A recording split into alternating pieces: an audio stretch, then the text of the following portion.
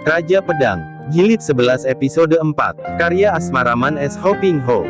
Kui Xin tersenyum pahit. Betul kata-katamu, akan tetapi mau tidak mau kita harus menghindarkan dugaan yang bukan-bukan. Selain itu, yang kedua, aku harus berterus terang kepadamu, Kim Li Moi Moi, aku sebenarnya sudah bertunangan. Aneh, sama sekali wanita itu, tidak nampak kaget ataupun kecewa. Memang, bagi seorang seperti Kim To Tian Li, laki-laki yang disukainya tetap laki-laki, tak peduli dia itu belum bertunangan maupun sudah beristri atau sudah menjadi ayah. Akan tetapi dengan kepandaiannya, ia bisa membuat kedua pipinya menjadi kemerahan. Siapa dia itu? Koko. Tentu gadis yang cantik jelita dan gagah perkasa. Tentang kecantikannya, aku tak dapat bilang ia amat cantik, setidaknya, tidak secantik engkau. Tentang kepandaiannya, tentu saja ia lihai karena dia itu adalah orang termuda dari Hoa San Sieng. Ah, dia Kim Eng Chu Liem Xian Hua. Kau sudah mengenalnya, Kim Li. Siapa yang tidak tahu bahwa orang termuda dari Hoa San Sieng adalah Kiam Eng Chu? Bibir yang merah itu berjebi. Kukira bidadari dan kahyangan yang sakti. Merah muka Kui Xin, lah teringat bahwa Kim Li memiliki ilmu kepandaian yang amat tinggi, mungkin tidak kalah oleh Liem Xian Hua dan yang sudah jelas tidak kalah olehnya sendiri. Buktinya, Tio Xian yang lihai itu juga roboh oleh wanita ini. Menurut pengakuan Kim Li, Tio Xian dapat dibunuhnya di dalam hutan itu dan ditinggalkan begitu saja. Dia memang gadis sederhana saja, akhirnya dia berkata untuk mengusir rasa jengahnya. Jadi kau sekarang hendak pergi ke sana. Di mana sih rumah tunanganmu itu, Koko? Di Lem Bicung. Terpaksa aku harus singgah di sana memenuhi pesan suhu. Setelah singgah sebentar aku akan kembali ke Kunlun. Bagus. Tujuan perjalananku juga melalui Lem Bicung. Kita bisa melakukan perjalanan bersama, Koko. Dekat sana ada telaga Popyang, amat indah apalagi pada awal musim Chun Semi, seperti sekarang ini. Kui Koko, kalau begitu, marilah kita berangkat. Aku takkan mengganggumu, jika kau singgah di Lem Bicung, aku akan menjauhkan diri. Sikap yang amat gembira dari Kim Li ini membuat Kui Xin tak dapat menolak lagi. Apalagi kalau diingat bahwa dia memang akan senang sekali melakukan perjalanan bersama gadis ini. Kalau tadi dia mengajukan keberatan, itu hanya karena dia hendak menjaga nama baik gadis itu, maka sekarang mendengar bahwa gadis itu pun hendak melakukan perjalanan sejurusan dengannya, dia menjadi girang bukan main.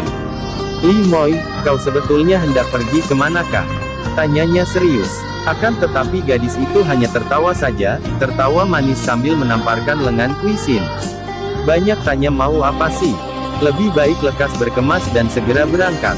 Kui Xin tertawa senang melihat gadis itu berlari-lari ke belakang untuk mencari pelayan dan memberitahu bahwa mereka hendak pergi meninggalkan Losmen. Dan memang benar dugaan Kui Xin. Perjalanan yang dia lakukan bersama Choa Kim Li benar-benar amat menggembirakan hatinya. Alangkah jauh bedanya dengan perjalanan yang dia lakukan seorang diri sebelum dia bertemu dengan gadis ini. Sebelum mereka meninggalkan dusun itu, lebih dulu Kui Xin singgah di Xinyang, ke rumah Bun Si Teng dan Bun Si Liong. Kim Li tidak mau turut dan menanti di luar kampung. Hal ini malah dianggap kebetulan oleh Kui Xin, karena dia sendiri juga merasa sungkan dan malu terhadap kedua suhengnya kalau mereka ini tahu bahwa dia hendak melanjutkan perjalanan bersama seorang gadis cantik. Bun Si Teng dan Bun Sin Liong yang sudah sembuh, merasa girang dan lega melihat munculnya Kui Xin. Tadinya dua orang suheng ini merasa amat khawatir karena beberapa hari Sute ini tidak muncul. Bun Si Teng malah sudah menyusul ke dalam hutan dan dapat dibayangkan betapa kaget dan herannya ketika di tengah hutan itu dia mendapatkan mayat Tio Xian ditangisi oleh seorang anak perempuan berusia 9 atau 10 tahun. Selagi dia terlongong dan heran karena tidak melihat sutenya di dekat tempat itu, terdengar suara keras, disusul berkelebatnya bayangan tinggi besar dan di lain saat mayat itu bersama gadis cilik telah lenyap dari situ. Bun Sin Teng kaget dan lari mengejar ke arah berkelebatnya bayangan, akan tetapi dia hanya melihat dari jauh seorang Wesio tinggi besar memondong gadis kecil itu sambil mengempit mayat Tio Xian, berjalan dengan langkah lebar akan tetap cepat seperti terbang. Melihat tangan kiri Wesio itu memanggul sebatang dayung, Bun Si Teng menjadi pucat karena dia pernah dengar tentang seorang sakti yang menjadi orang nomor 1 di dunia timur, yaitu Tai Le Sin Sui Le Ho Xiang. Apa betul pertapa yang puluhan tahun tak pernah turun gunung itu sekarang tiba-tiba muncul di situ? Setelah mendengar cerita Kui Xin yang telah berhasil merobohkan Tiosian dengan pertolongan seorang nona pendekar yang bernama Choa Kim Li, dua orang saudara Bun itu menarik napas lega. Sungguh sayang sekali bahwa kita dihadapkan kenyataan yang amat pahit dan mengecewakan. Pek Lian Pai yang tadinya kita anggap sebagai perkumpulan orang-orang gagah yang berjiwa patriotik, ternyata sekarang hanyalah merupakan perkumpulan orang-orang jahat belaka.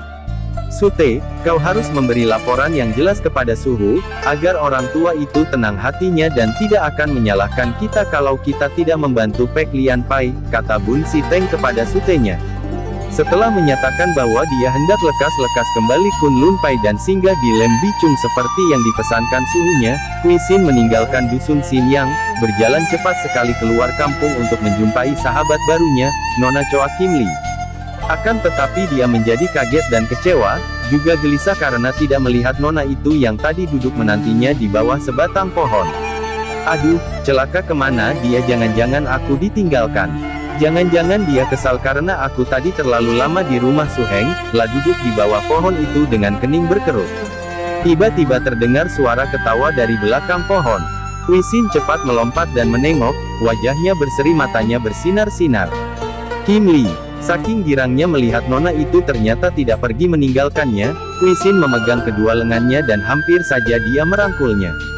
Kim Li tersenyum dan matanya bersinar-sinar. Kui Koko, kenapa kau tadi bermuram di bawah pohon? Kim Li menggoda. Kukira kau telah pergi meninggalkan aku. Jadi kau sedih kalau ku tinggalkan? Sedih? Tentu saja, aku. Kui Xin baru merasa bahwa tanpa disadarinya dia telah kena umpan, dipancing keluar perasaan hatinya.